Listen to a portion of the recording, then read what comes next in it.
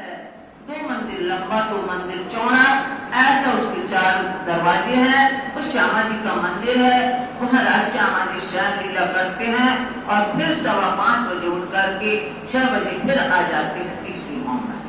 वहाँ अनंत स्वरूप धारण करते हैं राज श्यामा जी। तो ऐसी वहाँ की 5वीं भौम की लीला है। 6वीं भौम है जो 6000 मंदिर की पहली पंक्ति है। जिस तरह पहले नीचे बनावट है वैसे सब जगह 9 भौम में वैसी बनावट है, लेकिन हर भौम में कुछ न कुछ विशेषता है। अब 6वीं भौम में जो 6000 मंदिर की पंक्ति है उसके आगे खम्भों की पंक्तियां हैं, तो अंदर दहलान सी बनी है 6000 मंदिरों के। उस दहलान में और थंब के वहां से दहलान में सुखपाल रखे जाते हैं। सुखपाल यानी आजकल की भाषा में विमान कहते हैं, जिसको हम एरोप्लेन जिसको कहते हैं, तो वो सुखपाल रखे हुए हैं। एक सुखपाल में 2-2 सखियां विराजमान होती हैं। और जो 28 स्तंभ का चौक है उसमें तख्तरवा रखा जाता है। तख्तरवा में 12,000 सखियां और राज श्यामा जी सभी बैठ जाते हैं। ऐसी सुंदर शोभा 6वीं भौम की है और कोई बदलाव नहीं है। वैसे ही सब हवेलियां बनी हुई हैं, वैसे गलियां हैं, वैसे 4 कोनों पे मेहराबे बनती हैं, वैसे 2 दरवाजों के सामने मेहराबे बनती हैं। ये सब विशेषता 9 भौम तक ऐसी चलेगी। 7वीं भौम में क्या है कि 7वीं भौम में जो पहले 6000 मंदिरों की लाइन है उसके आगे 6,000 खम्भों की लाइन है, उसमें कुंदे लगे हुए हैं और उसमें चैनों के माध्यम से हिंडोले लटक रहे हैं। तो 12,000 हिंडोले लटक रहे हैं, 6,000 इस तरफ 6,000 इस तरफ और 2 ताली के हिंडोले हैं 7वीं भौम में। 8वीं भौम में क्या है, आमने सामने तो है ही, फिर मध्य में चैन लगी हुई है, मध्य में एक कड़ा लगा हुआ है, उसमें भी हिंडोला लगा हुआ है। तो 4 ताली के हिंडोले पड़ते हैं कि यहाँ से भी आए, यहाँ से भी आए, यहाँ से और यहाँ से, ऐसे 4 ताली के हिंडोले 8वीं भौम में होते हैं। अब 9वीं भौम में क्या है, 9वीं भौम दूरदर्शिका है। जो बाहर की मंदिर है, यानी कि जो 6000 मंदिरों की पंक्ति है उसकी बाहरी दीवार नहीं है 9 भौम में। उसकी बाहरी दीवार न होने के कारण एक मंदिर की जगह और वहां ली गई है और कमर भर ऊंचे चबूतरा पर वो जो जगह ली गई है उसमें थंब आए हैं, 6000 थंब आए हैं, उसमें सुंदर कठेड़ा लगा हुआ है और एक हाथ और आगे बढ़ करके ढलक का छज्जा भी है उसमें। तो 9वीं भौम में 6000 सिंहासन रखे हुए हैं और कुर्सियां रखी हुई हैं और कुर्सियां में 12,000 सखियां बैठती हैं आजू बाजू में। और जिस दिशा में धनी बैठ जाते हैं हमारे राज्य महाराज, उसी दिशा का वर्णन करते हैं, दर्शन करवाते हैं, सबको दिग्दर्शन करवाते हैं। इसलिए 9वीं भौम को दूरदर्शिका कहा गया है। चाहे वो अक्षरधाम की तरफ हो पूर्वी दिशा में, चाहे दक्षिण दिशा में माणिक पहाड़ का दर्शन हो, बड़ी राम का हो, छोटी राम का हो, सब ऊपर बैठे बैठे दर्शन करवाते हैं। पीछे पश्चिम की चौगान या अन्य कहीं भी देखना है तो वहाँ, और उत्तर में बुखराजी पहाड़ या और देखते हैं। इस तरह से धनी हमारे वर्णन करती है। 10वीं भौम में क्या है, पूर्णमासी की रात्रि में राजी श्यामा जी सखियां सब विहार करने के लिए ऊपर पूनम की रात्रि में जाते हैं। वहाँ जो मध्य का चौक है, जो 9 चौक आए हैं और पानी के स्टोन तो वहाँ ऊपर खुल जाते हैं, उनसे फुब्बारे और पानी जाता है। जो फूलों के वृक्ष लगे हैं ऊपर भी उनमें, और मध्य में गोल चबूतरा आया है सुंदर, कमर भर ऊंचा, 3-3 सीढ़ियां चारों दिशाओं में आई हैं। उसमें सुंदर गिलक बिछी हुई है, सिंहासन रखा हुआ है, कुर्सियां रखी हुई हैं और जो गलियां थी उसमें नहरें हैं। पहले फलों के वृक्ष हैं, यानी कि मेवा के वृक्ष हैं, बीच में दूब-दूबीचा जैसे है, ऊपर 10वें आकाशी में, और फिर और भी फूलों के वृक्ष हैं और फिर गुमटियां बनी हुई हैं, सुंदर बारादरी सी बनी हुई है। फिर उसके भी ऊपर सुंदर गुमटियां हैं, उनमें ध्वजा पताका है, घंटियां खनखना रही हैं, बहुत सुंदर कलश भी हैं, बहुत सुंदर शोभा है। ऐसी 10वीं भौम की ये वर्णन करते हैं। पानी के बीच में इस उसके माध्यम से हम सब जानते हैं जो ठोर अखंड ठिकाना है उसका वर्णन हो रहा है। ऐसी वाणी कहने से हौज जोई बाग जानवर, हौज माना हौज कौशल तालाब का जो दक्षिण दिशा में है, रंग महल के दक्षिण दिशा में हौज कौशल तालाब है जो सुंदर 128 उसकी पहल है, 128 रंग है, 128 बड़ी गुमटियां हैं, 124 छोटी गुमटियां हैं, 4 घाट हैं और कोई पाल है। उसके नीचे भी मंदिर आए हुए हैं नीचे, और बीच में 2 थंबों की हार आई है, वहां भी हिंडोले में। मध्य में तालाब है, उसमें भी टापू महल है जो 3 भौम चौथी चांदनी है और सुंदर 64 पांखुड़ी के कमल की सदृश लगता है। एक हीरे का वो मंदिर है। ऐसा सुंदर वहाँ की शोभा और कौशल तालाब की और जमुना जी की वर्णन करते हैं। और बाग है जो सुंदर बाग, यानी 7 वन है सामने, केली बोई अनार अमृत जामुना रंगी वन। और फिर यहाँ क्या है, कुंज निकुंज के हैं, फिर बड़ोवन मधुवन महावन ताड़वन सबका वर्णन बताते हैं। तो इस वाणी के माध्यम से सब हमें प्राप्त होगा। 7 घाट जो पुल है, 7 घाट है उसमें दो पुल बने हुए हैं जमुना जी के ऊपर। एक तो केल के घाट के सामने केल पुल और बट के घाट के सामने बट का पुल जो 5 भौम छठी चांदनी है, उसमें भी सुंदर हिंडोलों की बहार है। सो ब्रह्मात्मा अपने स्थान को देखेंगी जहाँ वो लीला करती थी। मानिक महल पुखराज, और दक्षिण दिशा की तरफ मानिक महल पुखराज, जो मानिक महल जो मानिक पहाड़ है उसके मध्य में फिर बाग बगीचे हैं, फिर मानिक महलों की एक बनती है, फिर बीच में एक चबूतरा है, उस चबूतरा पे 12,000 थंब आए हैं, एक पानी का स्पून आया है। और इस तरह से वहाँ की सुंदर शोभा है मानिक पहाड़ की, मानिक महलों की। और अलंग ग्रजवाई, यानी बड़ी राम जो घेर करके आई हुई है। सो सब वाणी बीच में, सब वाणी बीच में, सब वाणी के बीच में ही ये है वहाँ का पूरा वर्णन। संयन को पहुँचाए, यानी परमात्मा के पास ये ज्ञान जा रहा है, वो अपने हृदय में उड़ेल रही हैं। 8 सागर सुख की, जो 8 सागर है बड़ी राम के बीच में, जो 32 खांचे हैं उसमें 12 एक खांचे में 12,000 हवेलियां हैं और गगन चुंबी 14 करोड़ 40 लाख ऊपर है। ऐसी जो वहाँ की हवेलियां हैं और मध्य में 8 सागर 8 जिमी और 16 हवेलियां हैं, फिर 32 हवेलियां हैं। इस तरह से 32 खांचों में फिर हवेलियां हैं। मध्य में जो 8 सागर हैं ये नूर नीर क्षीर दधी घृत मधु रस सर्व रस सागर है। ऐसे सुंदर सागर जो 4 राज्य के हैं और 4 श्यामा जी के हैं। और सब कहाँ के हैं, ये मूल मिलावा के 8 सागर है, राज्य के हैं ये ये सब सागर हैं। बीच टापू महल मोहलात, और उसमें भी सागरों में भी 12,000 टापू महल है जो गगन चुंबी टापू महल है। सब है वाणी में, सब वाणी के अंदर ही हमें ये ज्ञान मिलता है। पहुँचावत 7 है याद, और 7 के पास सुंदर 7 के पास ये ज्ञान पहुँचता है जो अखंड कर देने वाला है। रहत है, और इसमें कौन रहते हैं, इस चर्चा की श्रवण करने में कहने कहलाने में हक हाथी है। और परम धाम में कौन रहता है, राज्य श्यामा जी और परमात्मा है।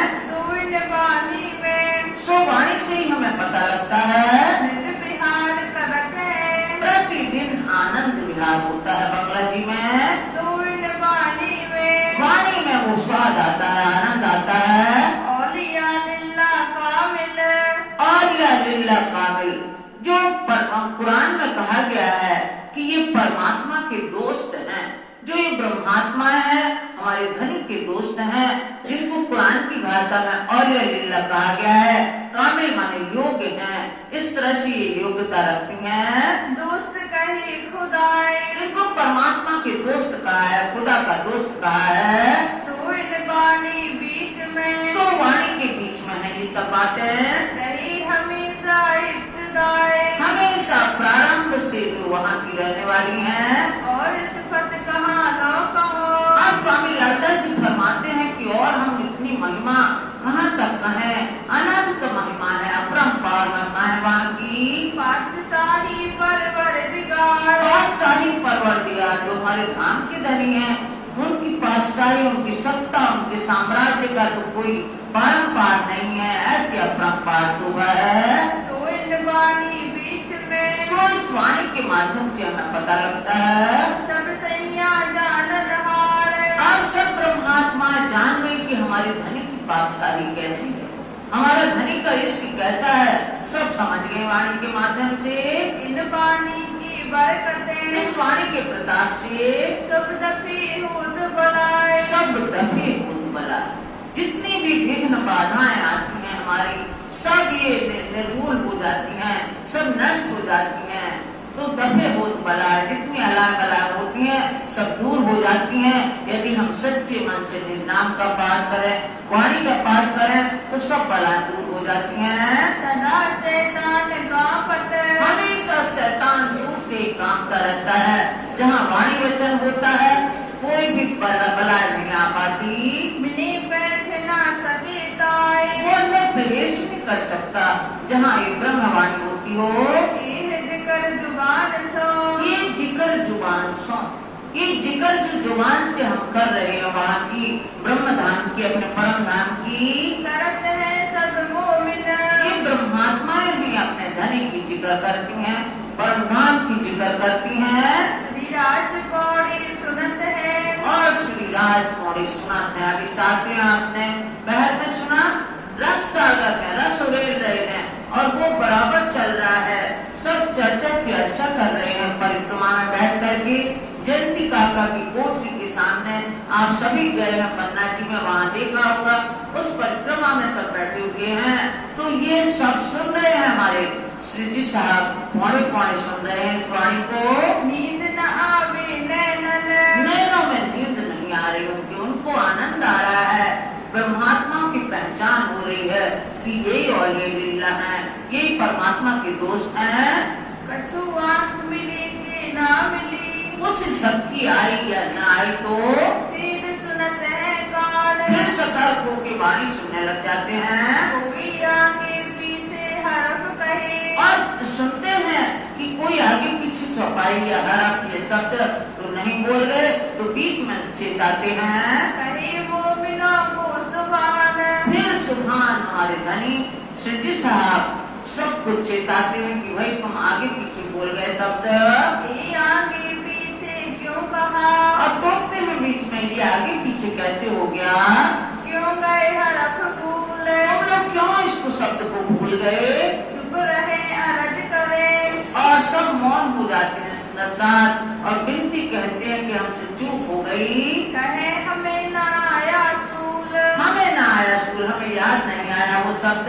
क्यों करते इन भांत सो, इस तरह करते करते बाकी रात रही घड़ी चार, अब रात रही घड़ी 4 यानी सुबह के 4:30 बज गए हैं। तब तक वाणी चर्चा चल रही है। अब हम विचार करें कि हम कहाँ तक पहुँचे।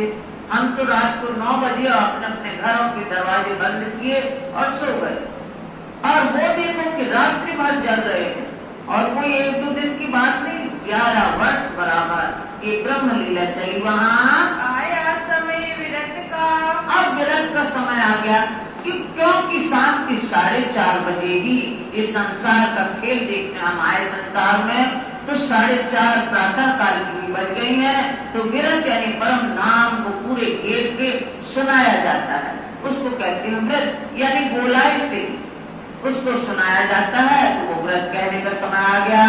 गिरोह उठने का करे विचार, और जो जमात अभी तक बैठी थी चर्चा की चर्चा कर रही थी, सब नित्य क्रिया के लिए उठने के लिए तैयार होते हैं। स्वरूप मुरलीधर कह के, और उठने के पहले मुरलीधर स्वरूप वर्णन करते हैं। करे साथ को प्रणाम, स्वरूप प्रसाद को प्रणाम करके मुरलीधर उठ जाते हैं साथ सब कोई उठे और जो बैठे थे रात भर के वो भी उठते हैं अपनी देह क्रिया के काम अपने देह क्रिया के वास्ते उठ जाते हैं। कोई नींद करत है कोई तो अभी नींद में ही मग्न है, कोई नींद कर रहा है, कोई बैठा हुआ है, कोई जा रहे हैं, ऐसा क्रम चल रहा है। कोई सुनने चाहे व्रत और वो व्रत की इच्छा रखते हैं कि हम व्रत भी सुन लें। उठे लालदास कहने को और लालदास उठते हैं कहने के लिए, व्रत वर्णन करने के लिए। पहले मंगल आरती के पहले मंगला आरती के समय, मंगल आरती के पहले पहले व्रत का कह देते थे। पहले मंगल आरती के समय में पहले मंगल आरती के समय में कह लेते थे व्रत। साथ निष्ठा बंध आवेद और सुंदर साहब बड़ी दृढ़ता से निष्ठा बंद यानी पुष्टाई से आते थे कि हमें सुनना ही सुनना है व्रत को। आरती सब मिल करके और फिर सब मिलकर के आरती उतारते थे, फिर चले जाते थे।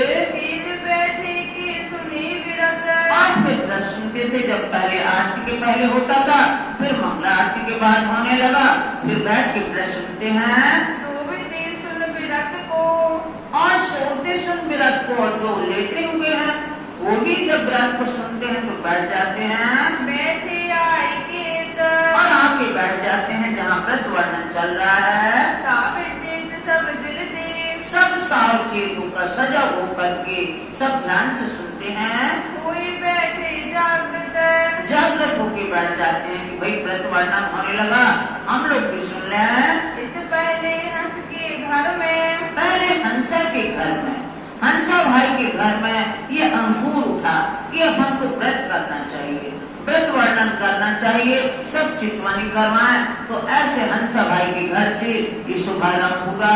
व्रत का उठा अंकुर व्रत का अंकुर उठा था जयंती ग्रोह मिलाई के और जयंती का करके मंडली को मिला करके करते थे मजबूर ये वार्ता करते थे, व्रत वर्णन करते थे। यहाँ से तीलई लाल ने इनसे लालदास ने ली ये व्रत कहने की। ये मेहर हक सुभान ये महल हम सुभानदास जी महाराज की कृपा है, जो सुंदर साथ आगे बढ़ते थे। फिर एक दिन सबों कही फिर ये नियम बना कि एक एक दिन सब लोग व्रत वर्णन करेंगे, सब चितवनी करवाएंगे, ऐसा भी होने लगा। फिर जिनको जीती पहचान जिनको जितनी पहचान थी उसी के अनुसार व्रत वर्णन करते थे। वृंदावन के घर में और वृंदावन भाई के घर में कोई दिन कही व्रत कुछ दिन उनके यहाँ व्रत का काम चलता रहा, व्रत कहते रहे। साथ सब उठ बैठ के और सुंदर साहब वहाँ बैठ करके कष्ट जो करते कष्ट यानी ये कष्ट करते थे अपने आप की। 11 जो लौ रही और 11वीं सदी जब तक रही कि अब सामूहिक जागरण का समय आ गया है, सबके अंदर उमंग उत्साह था। दिल बड़ो चाहे धरे दिल में ये चाहना थी कि सबकी जागृति होगी, सामूहिक जागरण होगा, इसलिए अपन व्रत वर्णन करें, आगे बढ़ बढ़ के करते थे। फिर ठंडी पड़ते गए फिर ठंडे पड़ते गए यानी फिर उसमें ढिलाई आ गई थोड़ी थोड़ी। कहीं लाल रंग ठरे और जब लालदास जी कहते थे तो सबको बहुत सुकून मिलता था, बहुत आराम मिलता था उनके कहने से।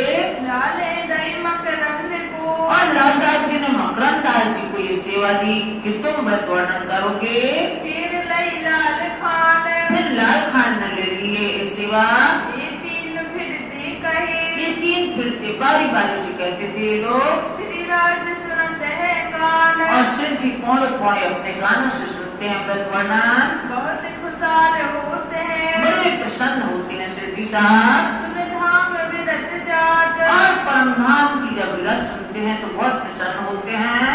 उठ बैठे से जा पर सिद्धि साहब अपने सिज्जा पर उठ के बैठ जाते हैं। कानों सुने विख्यात कानों सुने विख्यात अपने कानों से इनकी जो बुद्धिमत्ता है ब्रह्मात्माओं की, इनको सुन करके बड़े प्रसन्न होते हैं। पीवट कहवा मंगाई की और कहवा आयुर्वेदिक काढ़ा मंगवा करके पीते हैं। विरत सुनत जात है कान और व्रत भी कानों से सुनते जाते हैं। देख मेहर हक सुभान की और ये सोचते हैं पिताजी महाराज की इनके ऊपर कितनी कृपा रहती है कि बिल्कुल इन्हें ध्यान नहीं रहे, दिन रात मगन में हमारी चर्चा में वो बहुत प्रसन्न होते हैं। शराबत है पहचान, अपनी अपनी पहचान, अपने अपने पहचान करा रहे हैं कि वास्तव में इनकी पराक्रम परम धाम में बैठी है मूल मिलावा में। आप इमाम जी इन समीप माली भाई इस समय आते हैं यहाँ, निष्ठा लेकर दिल, निष्ठा लेके दिल में बड़ा विश्वास लेके आते हैं। व्रत कहने वाले ढिग बैठत, और जो व्रत वर्णन कर रहा है उसके पास बैठ जाते हैं मौली भाई और उसके पैर दबाने लगते हैं। अंग दावे हिल मिल, ऐसे हिल मिलकर अंग दाबते हैं, उसकी सेवा करते हैं कि वो व्रत कह रहा है। जो कोई व्रत कहे, जो कोई व्रत कहता है करे सेवा ताए, उसकी सेवा करते हैं सभी लोग। आवे पिछली रात को, आगे पिछली रात को यानी 4:30 बजे ही आ जाते हैं। यही हेत दिल ल्याए, यही प्यार दिल में लेके कि हम ये सेवा मिल जाएगी थोड़ी हमें और व्रत सुन लेंगे, इस तरह से आते हैं। और मोहनदास आवत, और इस समय मोहनदास भी आते हैं, और मोदी मूलचंद, मोदी मूलचंद भी आते हैं, निष्ठाए ना छोड़ी, लेकिन अपना नियम नहीं छोड़ते लोग। ली दिल में आनंद, आनंद का भाव लेकर दिल में कि हमें आनंद होगी, खुशी होगी, इस तरह से आते हैं। और गोविंददास आवत, और गोविंददास भाई भी आते हैं, और इन पीछे सब कोई, और इनके बाद में और भी सभी लोग सुंदर साथ आते हैं। आवत सुनने स्वरूप को, और सुनने स्वरूप को जो प्रातः काल स्वरूप होता है उसको सुनने के लिए सब आ जाते हैं। आनंद अंग में होए, आनंद अंग में हो, इसको सुनते ही उन्हें आनंद अनुभूति होती है। धाम की किरण लेके, धाम की गिरद लेके अब परम धाम की चारों तरफ जो परिक्रमा है, 7 परिक्रमा आएगी। पहली परिक्रमा बड़ी राम है जो बताया था, गगन चुंबी मारते हैं बिल्कुल ऐसे जैसे दुर्ग बंदी हो, किले की दीवारें हो, ऐसी बड़ी बड़ी 14 करोड़ 40 लाख की ऊंची हैं, ऐसी एक एक मंजिल है उनकी हवेलियों की, उसको बड़ी राम कहा गया है। दूसरी परिक्रमा है छोटी राम, 4 हवेली कहा गया है, 4 संख्या में घूमती हुई है, सभी खांचों में 32 खांचों में, ऐसी इसको छोटी राम कहा गया है। इसकी भी 60,000 भौम है। इन हवेलियों की 12-12 हजार की 5 भौम है, इस तरह 60,000 भौम है यहाँ। और फिर तीसरी परिक्रमा है वन की नहरें, उसको कहा गया है। वन यानी एक ही वृक्ष के ऊपर विशाल बनते गए हैं भवन, खूब बड़े लंबे चौड़े मैदान में, बीच में एक थाल है, उसी के अंदर सीढ़ियां हैं और ऊपर अंदर सीढ़ियां चली गई और ऊपर विस्तार होता जाता है भवनों का। इनकी भी 60,000 भौमें हैं वन की नहरों की। और चौथी परिक्रमा है माणिक पहाड़ की। तो ये माणिक पहाड़ दक्षिण दिशा की तरफ एक खांचे में आया है, माणिक पहाड़, माणिक महल, और बीच में पानी का जो ऊपर गुल तक चला गया है और खूब सारे हिंडोले, 12,000 हिंडोले लगे हैं। इतने बड़े बड़े हिंडोले हैं कि एक ही हिंडोले में सब लोग आ जाते हैं। 12,000 सखियां राजजमा जी, और ये हिंडोले स्वचालित है, किसको चलाने की जरूरत नहीं है, ऑटोमेटिक चलते हैं। ऐसे हिंडोले हैं, सुंदर नहरें गिरती हैं, सुंदर उनमें गुमटियां बनी हुई हैं अगल बगल, फिर पानी गिरता है, फिर गुमटी बनी हुई है और बाग बगीचे बने हैं खूब सारे। 12,000 की संख्या इसमें है। जैसे कि कल बताया था हमने, एक एक के अंदर 12,000 की संख्या है। तो ये माणिक पहाड़ एक खांचे में है और अन्य खांचों में बड़े वन, मधुवन और महावन के वृक्ष है। ये चौथी परिक्रमा हो गई। 5वीं परिक्रमा है जवेरों की नहरें। जवाहरात की नहरें हैं, इसे 9 खांचों में। पहले 4 महल, 4 पहल, 4 धाराएं गिरती हैं, 4 बुर्ज हैं, 4 नीचे कुंड बने हैं, 4 बगीचे हैं उसके, इस तरह ये 4, फिर 8, फिर 16, फिर 32, फिर 64, फिर 32, 16, 8, 4, ऐसे 9 खांचों में जवेरों की नहरें आई हैं। इनको इसलिए जवेरों की नहरें कहा गया कि जो कांच के उनके हैं दर्पण के, उसमें से जो पानी की धाराएं गिरती हैं तो ऐसा प्रतीत होता है जैसे रत्न बह रहे, इसलिए उनको जवेरों की नहर कहा गया। तो ये पूरे घेर के आए हुए हैं रंग महल। तो ये पांचवी परिक्रमा हो गई। अब छठवीं परिक्रमा में जो जवेरों की नहर ये आई है, उसके बाद है 24 हाथ का महल दक्षिण दिशा की तरफ, और फिर आएगा हौज कौशल तालाब, ये भी छठवीं परिक्रमा में है। और कुंज निकुंज के मंदिर है, ये भी कुंज निकुंज के मंदिर 2 भौम 30 चांदनी है और अक्षरधाम से पश्चिम की चौगान तक फैले हुए हैं। सुंदर रेतीला मैदान है। कुंज और निकुंज यानी कि कुंज जिसके कौन वो चौकोर है, निकुंज गोल है, उसमें कोने नहीं है इसलिए उसको निकुंज कहा। उसमें बीच में पानी भरा हुआ है, बड़े बड़े हौज से बने हुए हैं, उसकी नहरें निकलती हैं, महल बने हुए हैं, सुंदर गलियां हैं, और जो महल है वो फूलों की ही कारीगरी है, फूलों की ही हर सामग्री है। ऐसे कुंज निकुंज के मंदिर हैं, हौज कौशल तालाब है, और पश्चिम दिशा की तरफ पश्चिम की चौगान है छठवीं परिक्रमा में, जो 9 लाख कोस उत्तर से दक्षिण में है और रंग महल से 4.5 लाख कोस की दूरी पर है। ये पश्चिम की चौगान पशु पक्षियों पर सवारी करते हैं नाम के धनी और श्यामा जी सखियां। फिर हम उत्तर में देखते हैं तो बड़े वन, मधुवन और महावन की विशाल विशाल ऊंचाई रखने वाले वृक्ष हैं, उसमें भी हिंडोले लगे हैं बहुत सुंदर। और फिर उत्तर में पुखराज पहाड़ है, ये भी छठवीं परिक्रमा में आता है, और पुखराज भी 8 लाख कोस ऊंचाई तक एक पुखराज नग पे बना हुआ है, उसके 8 दीवारें बताई गई हैं जो वाणी में आया है। पश्चिम की घाटी, उत्तर की घाटी और 5 पेड़ के पुखराज पर्वत आया है। 1000 उसके 1000 तक हांस है, उसकी 1000 हांस में बना हुआ है।